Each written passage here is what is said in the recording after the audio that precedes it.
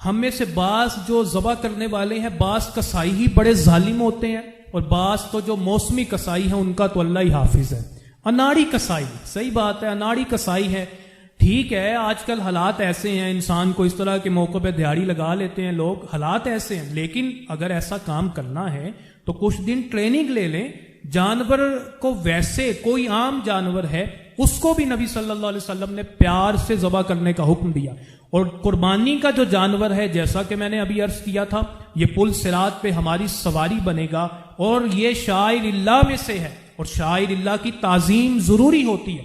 کیسے ظالمانہ طریقے سے جانور کو ذبح کرتے ہیں، کس طرح سے ایک جانور کے سامنے دوسرے کو ذبح کرتے ہیں، حالانکہ نبی رحمت صلی اللہ علیہ وسلم نے اس بارے میں اپنی تعلیمات دی۔ جانوروں پر بھی اسلام جو ہے احسان کا حکم دیتا ہے، انہیں پیار سے ذبح کرنے کا حکم دیتا ہے۔ جانور ذبح کرنے کا مختصراً میں سنت جو طریقہ ہے وہ بھی بتا دیتا ہوں۔ جانور ذبح کرنے کا سنت طریقہ یہ ہے کہ جانور کا چہرہ قبلہ رخ کر لیا جائے، بائیں پہلو پہ لٹایا جائے، چہرہ قبلہ رخ کیا جائے، اور اس کی یہاں پہ 4 رگیں ہوتی ہیں، ایک ہوتی ہے سانس کی، ایک ہوتی ہے خوراک کی، اور 2 ہوتی ہیں یہ ایک سانس کی، خوراک کی، اور یہ سائڈ پر 2 ہوتی ہیں خون کی، کو حلقوم بولتے ہیں، مری بولتے ہیں، اوداج بولتے ہیں عربی میں۔ ان میں سے 4 کو کاٹنا چاہیے، سنت طریقہ تو یہ ہے، لیکن 3 کو کاٹنا شرط ہے، یعنی جانور کے حلال ہونے کے لیے ضروری ہے کہ کم از کم ان 4 رگوں میں سے 3 رگوں کو کاٹ دیا جائے۔ ہمارے ہاں عموماً 4 کاٹ دی جاتی ہیں، تو 4 رگوں کو کاٹا جائے، پھر جانور جو ہے سنت طریقے کے مطابق ذبح ہوتا ہے۔ لیکن اگر 3 کاٹی ہیں تو جانور حلال ہو جائے گا، لیکن اگر 3 سے کم کاٹ دی، صرف 2 کاٹی، جانور حرام ہو جائے گا۔ اچھا، قبلہ رخ لٹایا ہے، بسم اللہ اللہ اکبر کہا ہے، تکبیر پھیر دی ہے، چھری پھیر دی ہے، یہ 4 رگیں کاٹ دی ہیں۔ اب سنت طریقہ یہ ہے کہ جب تک جانور کے بدن سے جان نہیں نکلتی، اس کی خال بھی نہیں اتاری جائے گی، اس کی ٹانگیں بھی نہیں کاٹی جائیں گی، وغیرہ وغیرہ، اسے کوئی تکلیف نہیں دی جائے گی۔ آقا علیہ الصلوۃ والسلام کی ایک حدیث آپ کی خدمت میں پیش کرتا ہوں۔ حضور علیہ الصلوۃ والسلام نے فرمایا کہ اللہ تعالیٰ نے ہر چیز پر احسان لکھ دیا ہے، فَإِذَا ذَبَحْتُمْ فَأَحْسِنُوا الذِّبْحَ،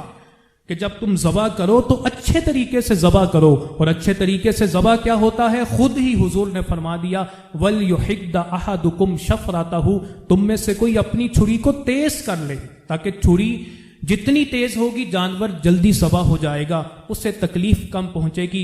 وَلْيُرِحْ ذَبِيحَتَهُ، اور وہ اپنے ذبیحہ کو، اپنے جانور کو جسے قربان کیا جا رہا ہے اسے راحت پہنچائے۔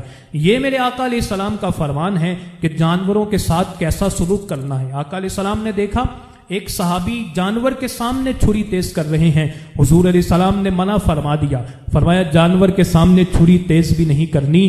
کیا تم اسے کئی موتیں دینا چاہتے ہو؟ یعنی جب اپنی آنکھوں سے کوئی اپنی موت دیکھتا ہے تو وہ بار بار مر رہا ہے، حضور علیہ السلام نے اس سے بھی منع فرما دیا۔ تو تیز چھری سے جانور کو ذبح کیا جائے گا، سنت طریقے کے مطابق رگیں کاٹی جائیں گی، اور جب تک جانور کے بدن سے جان نہیں نکلے گی، نہ اس کی خال اتاری جائے، نہ ہی اسے کوئی اور اذیت دی جائے۔ اب اگر کسی نے دے دی تو جانور تو حلال ہو گیا، اس کا تعلق ہے تکبیر کے ساتھ، اللہ کے نام لینے کے ساتھ، اور یہ 4 میں سے کم از کم 3 رگیں کاٹنے کے ساتھ۔ لیکن جو اس نے جانور کو اذیت دی ہے اس کا گناہ ملے گا۔ ایک سوال یہ بھی پوچھا جاتا ہے کہ اگر کسی نے ذبح کرتے کرتے غلطی سے جانور کی پوری گردن کاٹ دی تو پھر کیا حکم ہے؟